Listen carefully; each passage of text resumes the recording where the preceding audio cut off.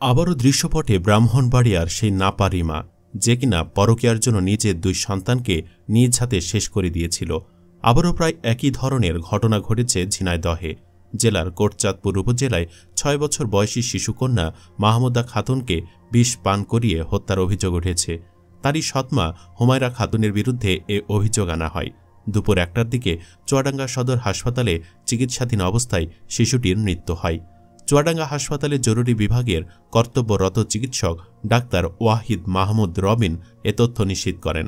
তিনি বলেন, বিষক্রিয়ায় শিশুটির মৃত্যু হয়েছে। ময়নাতদন্তের জন্য মরদেহ মর্গে পাঠানো হয়েছে।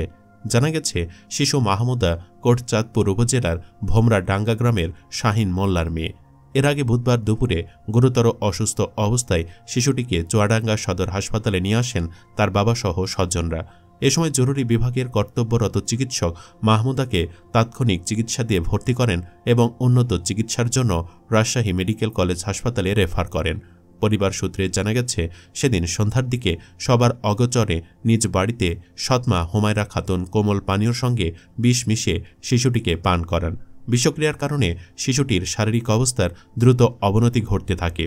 বিষয়টি জানাজানি হলে পরিবারের সদস্যরা শিশুটিকে প্রথমে কোটচাঁদপুর উপজেলা স্বাস্থ্য কমপ্লেক্সে, পরে যশোর জেনারেল হাসপাতাল ও ঢাকা মেডিকেল কলেজ হাসপাতালে নিয়ে যান।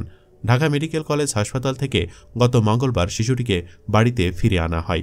এরই মধ্যে শিশুটির অবস্থা আরও অবনতি হলে বুধবার তাকে চুয়াডাঙ্গা সদর হাসপাতালে ভর্তি করা হয়। শিশুটির বাবা শাহিন মোল্লা অভিযোগ করে বলেন, গত 6 মাস আগে বিদেশে থাকাকালীন সময় আমার এলাকার জিয়ারুল ইসলামের মেয়ে হুমায়রার সঙ্গে মোবাইলের মাধ্যমে আমার বিবাহ হয়। আমি 2 মাস আগে বিদেশ থেকে বাড়ি এসেছি। আমার মেয়ে হঠাৎ অসুস্থ হয়ে পড়লে সে জানায় তাকে কোমল পানীয়র সঙ্গে বিষ খাইয়ে দেওয়া হয়েছে। কে খাইয়েছে জিজ্ঞেস করলে মেয়ে জানায় তার সৎমা, অর্থাৎ আমার দ্বিতীয় স্ত্রী হুমায়রা। তিনি আরও বলেন, মেয়ের জন্মের সময় তার মায়ের মৃত্যু হয়। এরপর থেকে আমার দাদির কাছে থাকত সে। আমি মেয়ে হত্যার বিচার চাই। অসুস্থ মেয়েকে নিয়ে আমি কোটচাঁদপুর থানায় অভিযোগ দিতে গিয়েছিলাম। পুলিশ আমার অভিযোগই নেয়নি। তারা বলেছে, চিকিৎসকের সার্টিফিকেট ছাড়া কোনো অভিযোগ নেওয়া যাবে না। শিশুটির বাবা জানান, এর মধ্যে অভিযুক্ত হুমায়রা পালিয়ে গেছে। পুলিশকে ওরা টাকা দিয়ে ম্যানেজ করেছে, এর জন্যই আমার অভিযোগ নেয়নি। শাহিনের দাদি সকিনা বেগম বলেন, মাহমুদার জন্মের সময় তার মা আফরোজা খাতুন মারা যায়। এরপর থেকে আমি তাকে লালন পালন করে বড় করেছি।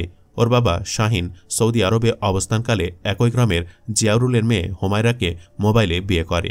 প্রায় 2 মাস পূর্বে সে দেশে ফিরে তাকে বাড়িতে আনে। সে কখনোই মাহমুদাকে ভালো চোখে দেখত না, কিন্তু বিষ খাইয়ে হত্যা করবে তা আমরা কেউ ভাবতেও পারিনি। আমি হুমায়রার শাস্তি চাই।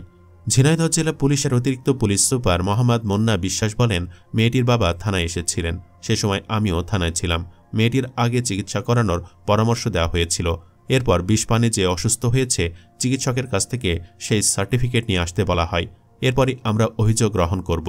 তিনি আরও বলেন, মেয়েটিকে ঢাকা মেডিকেল থেকে কোনো ছাড়পত্র ছাড়াই নিয়ে আসা হয়েছিল। তাদের কাছে কোনো সার্টিফিকেট ছিল না।